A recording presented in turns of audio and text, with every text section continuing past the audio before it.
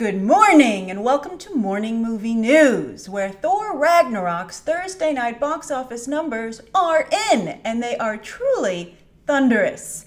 Yes, it would seem that totally changing the tone of the character was a fabulous idea, as Marvel doubles, or some might even argue triples down, on comedy. And just to show you how much Taika Waititi has improved the box office fortunes of what has been historically the weakest Avenger at the box office when it comes to his solo movies, Thor: The Dark World opened on Thursday night with just around 7 million, whereas Thor Ragnarok looks to open with 12 to 14. Wow! Now that's not on the level of like Batman v Superman or Suicide Squad or an Avengers movie, but when it comes to mid-range superhero movies, that's towards the top. Now, just to give you some other comparisons, Doctor Strange, which opened, that was Marvel's movie last year, same time, that opened on Thursday night with 9.4.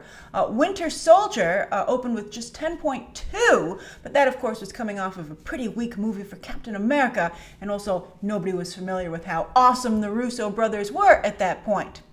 Deadpool, though, interestingly enough, opened with 12.7, so that's right in the same ballpark as Thor Ragnarok, both comedies, both out-of-the-box Maverick comedies, in fact. And Deadpool, of course, went on to open with 132, so don't be surprised if you see Thor somewhere in that vicinity by the end of the weekend. Now, Guardians of the Galaxy Volume 2, which, Thor Ragnarok borrows quite a bit from, that opened with 17 million on its Thursday night. So you can see Thor's not quite at that level.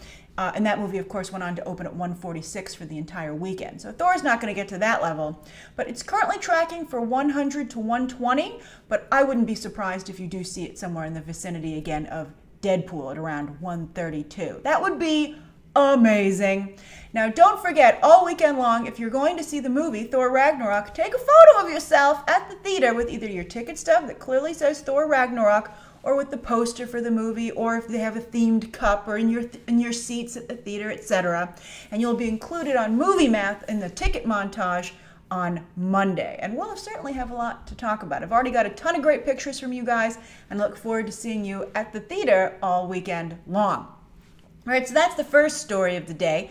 Now, the second story of the day is that Jordan Peele, speaking of, comedy, Jordan Peele is switching out of comedy. Because while that's where he got his start, it looks like thrillers is his new wheelhouse. That's because he's bringing back The Twilight Zone on CBS All Access. CBS All Access has had a huge hit with Star Trek Discovery. They've already greenlit that for season 2, by the way. I'm curious, how many of you are subscribed to CBS All Access? I just couldn't do it. But if they continue to get this many shows, maybe I would consider it. I do find it frustrating that they're only available through CBS All Access, whereas, oftentimes for pay cable, you can eventually purchase the show on iTunes, etc. I don't really want to subscribe to that many streaming services, but we'll see how the entertainment landscape develops. But this is an interesting development. So anyway, Jordan Peele is going to produce a new Twilight Zone, and it's interesting because Rod Serling, this was his calling card, the original show back, which also aired on CBS. And Rod Serling, for the most part, this was what he's famous for, but he's also, I think, somewhat well known for writing the first draft of the Planet of the Apes screenplay. So, iconic figure, although they did just rip his ride out of Disneyland for Guardians of the Galaxy. But anyway, Jordan Peele will be making this along with Marco Ramirez, who will be scripting and, well, not writing everything, but he'll be writing the spec script as this is in development, and he'll also serve as the showrunner. We've talked a lot of times about how writers are king when it comes to television, and they often serve as the showrunners of the show. Now, Marco Ramirez has done Sons of Anarchy, which of course has its fandom. He also took over on Daredevil after Stephen S. DeKnight left, and then of course The Defenders. So I don't feel so good about Marco Ramirez's involvement, to be perfectly honest with you, but I do like Jordan Peele quite a bit. And I have to wonder, considering what original Twilight Zone did for Rod Serling, would Jordan Peele consider hosting? That would be a very big deal for him, especially because the more progress he's making with Get Out, I think the less he's being seen as an actor. He's in those Lyft commercials with Tilda Swinton, but Jordan Peele really seems to be heading behind the camera. But that doesn't mean he still can't be very high profile, like Rod Serling, who wrote and produced and developed and created The Twilight Zone. He introduced every episode. And then also Alfred Hitchcock, of course, is an iconic director in the same genre who was very high profile. Jordan Peele might want to consider cameoing in his movies. And I mentioned Alfred Hitchcock also because he started a competing show at the Twilight Zone, Alfred Hitchcock Presents, which he introduced. So I think this is very interesting. Now, both those shows, of course, considering the era in which they aired, were not particularly diverse. So what's interesting is that, you know, in the coverage for this, people have said, oh, Get Out was kind of described as a Twilight Zone from the African American community, right?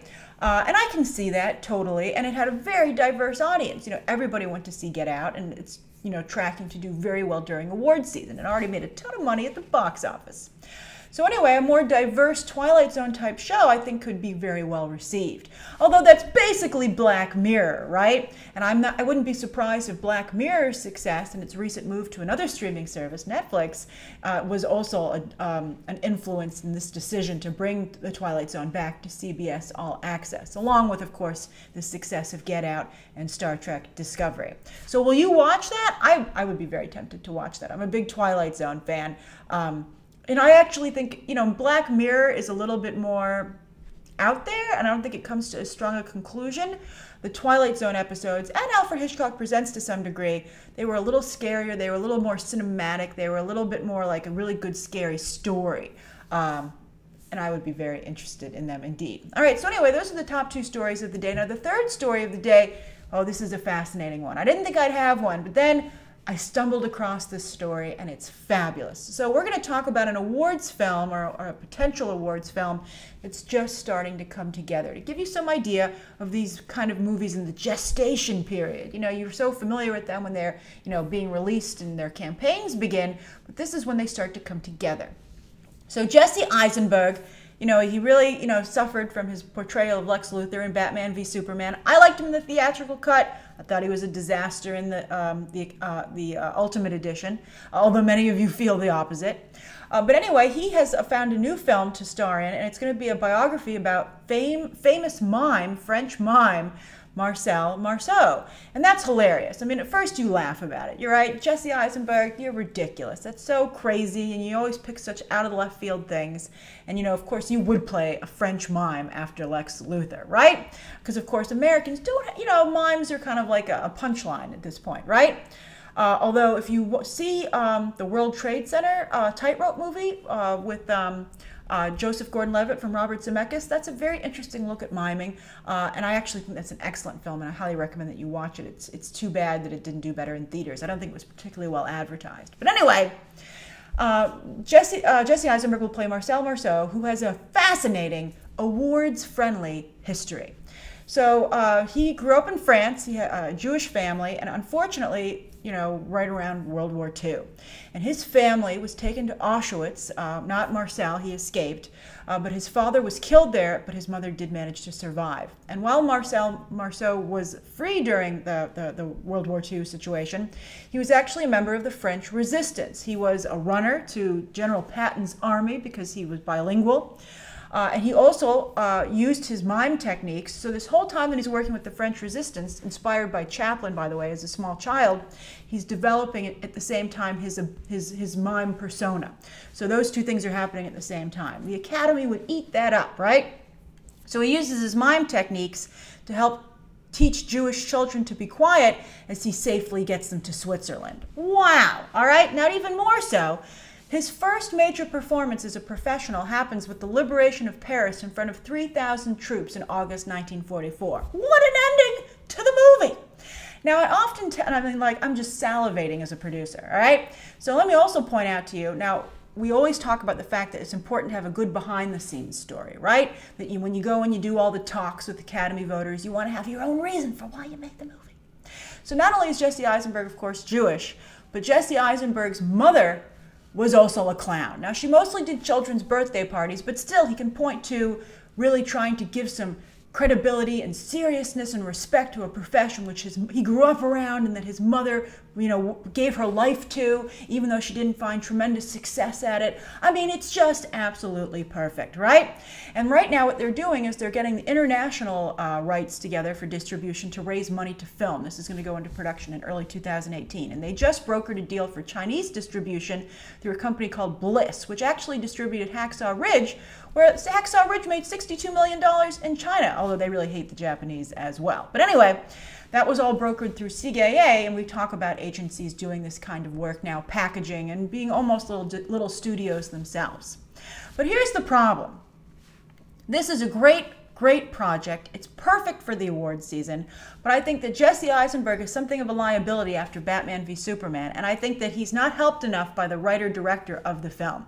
And that is Jonathan Jakubowicz, who is also Jewish but hails from Venezuela. He got a lot of attention for his work there, but his first Hollywood movie, Hands of Stone, while it was, somewhat well received, nobody paid any attention to it. That, of course, starred Robert De Niro and Edgar Ramirez. It was another boxing movie. Nobody even gave it a second look.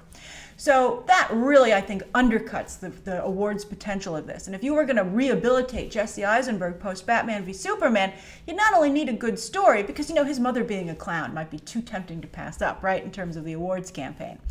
But with this director, that's just not enough to right the ship. So, and then the problem becomes, Jonathan Jakubowicz wrote this. So, I mean, it was his idea potentially to make the movie. So how do you take it away from him? I mean, it's really difficult, right? But this, maybe the story's so strong, maybe it can overcome it if it's well made. But oh, it's interesting, and we'll keep an eye on this. But this is just to show you what it's like to see these movies come together, the right type of story to find, the right actor, and then, maybe an actor that's risky, and then the complications of the director-writer situation, but also the ownership of who thought of it. Also, Marcel Marceau's relatives are involved in this, so it has their stamp of approval. So anyway, those are the 3 stories of the day. Would you produce that movie? All right, so anyway, let's go to the viewer question, which was a really interesting one. We usually do so much superhero stuff. This is a fun one. So this is Rosa Cotton, and Rosa says, question, Grace. In honor of the 20th anniversary of Rodgers and Hammerstein's The Wonderful World of Disney's Cinderella starring Brandy and Whitney Houston, I'm curious, what is your favorite movie version of Cinderella? And do you think Rodgers and Hammerstein's Cinderella will be filmed again in maybe 20 years? Thanks, and keep up the great work. Heart emojis. Great question, Rosa. Well, my favorite version, I thought that the Kenneth Branagh recent live-action version had a lot of nice aspects to it, but I thought that it really, glossed over a lot of stuff, too. So I didn't particularly enjoy Lily James's performance or Richard Madden as the prince, but I, of course, loved Cate Blanchett. Helena Bonham Carter was kind of fun, too, as the fairy godmother. But anyway, my favorite version is Disney's 1950 animated version. I thought it was very good, very charming, some absolutely beautiful imagery. However, one of the reasons I also picked this question, in addition to being a change of pace for us, is also because I recently tried to rewatch the animated version. It's available on YouTube. And I actually had to turn it off after about 5 minutes because Cinderella was singing in her attic bedroom with the mice and the birds, and I was like, she's lost her freaking mind. I couldn't take it. It was too hard to watch. I was like, I can't talk you out of it, so I'm just going to have to walk away, girlfriend. It was really, really difficult. And so that's, I think, been a problem with Cinderella as, women progress in terms of their place in society, right? It just becomes too far removed. However, I was talking to some people about this after that happened, and I was like, I turned it off. She had gone nuts. It's like she was in an insane asylum. And I was like, why didn't she just leave? Why did she stay and become the housekeeper in her own home? The injustice of it all. Just go away, Cinderella. Forge a life for yourself somewhere else. And it was pointed out to me that at that time period, that was something that women simply could not do. Women didn't live on their own. Women couldn't go out on their own. They needed families to vouch for them. They didn't have jobs. What could she do? And so I thought that was, and especially who would they marry without dowries? And so I thought that was fascinating. So my answer is I would love, Rosa, for Cinderella to be remade anytime, it doesn't have to be 20 years from now, but to be remade with that layer of realism. Like I really appreciated in Beauty and the Beast, the recent live-action version, they kind of pointed out that Belle and Maurice didn't fit into that town because they were really city folk living in a country town, and they were artists living with farmers, and that's just not a match. And I think that was great. Instead of making them seem snobby, or, it wasn't like anyone's fault. It's just a reality of life. And so I would love to see a version of Cinderella that it points these things out and really makes you think about the time period in which the story was written. Because when people were reading the story when it was originally published, this stuff was all self-explanatory, right? Everybody understood it. So it didn't need to be explained in the actual story.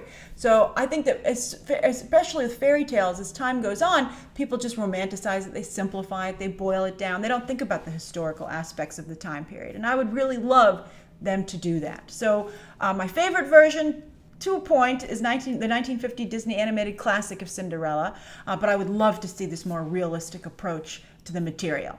All right, so anyway, that's today's morning movie news. Thank you so much, everybody, for tuning in. Please write down below, I think, today's top 3 stories. And by the way, don't forget to tweet me those photos, but, Thor Ragnarok, Jordan Peele's Twilight Zone, and Jesse Eisenberg's awards contender. And, of course, what you think of Rose's viewer question. What's your favorite version of Cinderella?